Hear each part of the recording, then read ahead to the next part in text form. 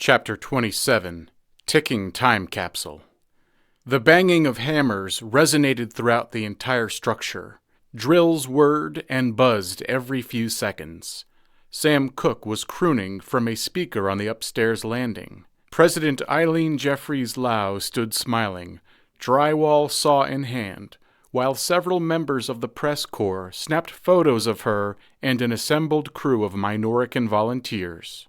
After the workers returned to their tasks, Eileen pulled off her gloves and attempted to brush the construction dust out of her hair. She removed her yellow-tinted goggles and handed them to one of the organizers as she stepped out into the front yard.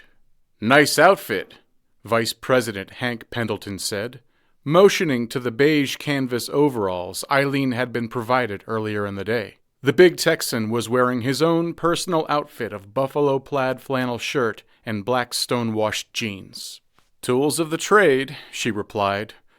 "Are you lollygagging around or what?" She smiled as she spoke, aware that there were press photographers crawling all over the site of this halfway house which they were helping to renovate. Hank pointed up toward the roof. "See that gutter? Rusted and rotten.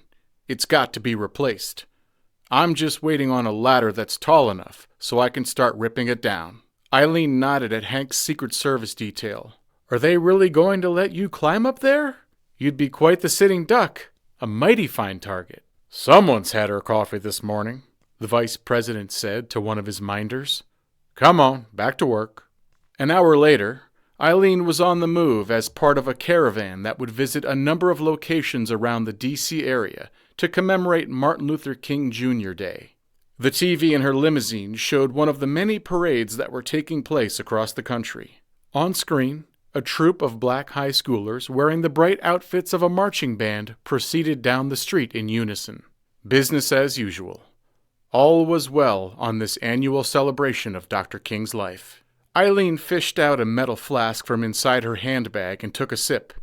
It had been cold in that house, with all the doors being left open so workers could come and go freely. Now she was off to a shelter to ladle out meals, before getting herself cleaned up to attend the headstone unveiling ceremony for a Baltimore civil rights leader who had recently passed away.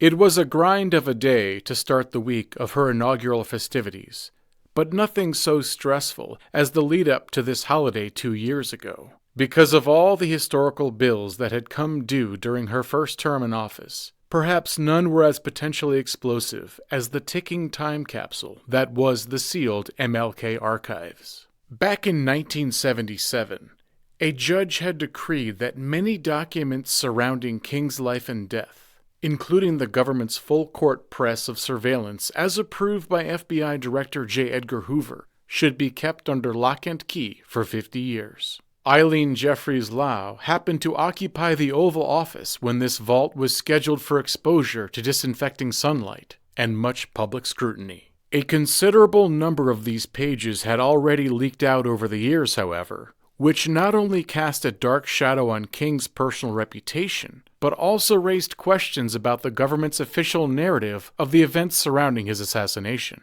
President Jeffries-Lao believed it would be reckless to permit an unvarnished data dump of the remainder. Instead, her administration had quietly invited a group of prominent Afro-American leaders to meet with representatives from several alphabet agencies for a private game of poker one evening in the fall of 2026. Papers were spread out across an enormous conference table.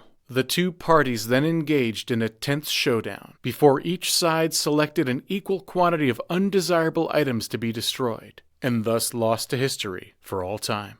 A sizable trove of salacious or otherwise troubling material remained in the mix to help ward off potential accusations of a cover-up once the public was granted full access to the files. The location of that secret meeting had been a clean room. No cameras. No electronic devices of any kind permitted. No Marvin. And so now, in January of 2029, the initial fervor surrounding the archive's release having long since died down, the best of the legacy of a man named Martin lived on.